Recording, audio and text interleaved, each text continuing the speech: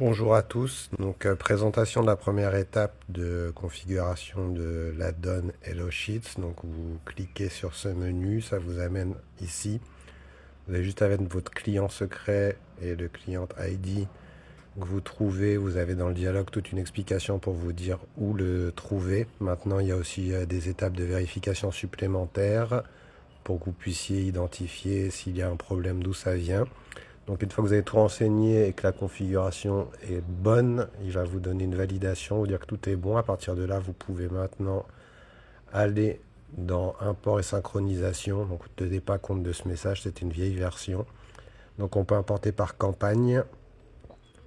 Donc dans un premier temps, il va aller chercher les 10 dernières campagnes sur l'API. Vous pouvez lui dire que vous les cherchez dans les 100 dernières si vous avez beaucoup de campagnes. Vous pouvez filtrer par type, faire une recherche pour retrouver plus rapidement. Donc vous sélectionnez votre campagne.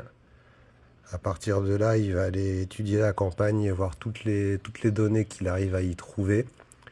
Donc là, il va créer donc une feuille champ qui vous permet de renommer les champs. Là, en colonne A, vous avez l'intitulé par défaut. Il vous suffit en colonne B de mettre l'intitulé que vous voulez mettre. Comme ça, il apparaîtra comme ça dans le dialogue. Et surtout, il apparaîtra comme ça. Donc, classer les items par bloc, ça fonctionne plus. Je l'ai enlevé vu que maintenant, l'option structurer les données existe. Il n'y avait plus aucune utilité pour cette petite option qui était provisoire au début du développement. Donc, on peut choisir tous ces champs, décider de ce qu'on a envie d'importer dans son tableau. Donc on peut tout sélectionner ou les sélectionner une par une. Ensuite on importe les données, on clique sur le bouton. Donc ça peut prendre un peu de temps si jamais votre campagne contient beaucoup d'entrées. Je crois que de mémoire c'était le cas de la campagne que j'avais utilisée pour ce test. Donc là il est en train de faire l'import. Donc en fait ça va être ce que j'appelle l'import brut. Donc ça va être l'import avec toutes les données que vous avez demandées. Donc c'est pas encore structuré. Là, on est juste vraiment sur l'import initial qu'il faut faire une seule fois. Après, vous allez le synchroniser avec le menu synchroniser. Et si vous voulez le structurer, vous utiliserez le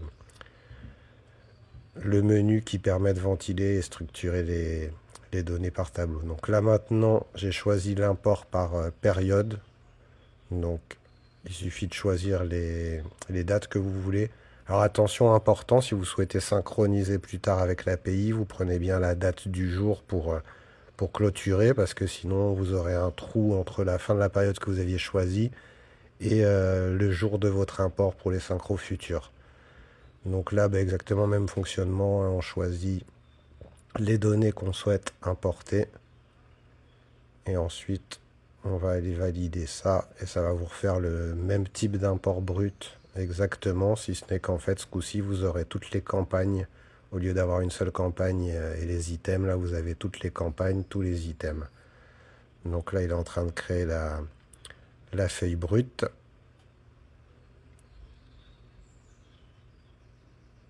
Ensuite il crée une petite feuille aussi de config où il y a toutes les infos importantes pour le code pour qu'il sache ce que vous avez importé, les champs sélectionnés et tout ça, donc surtout pour les synchronisations futures.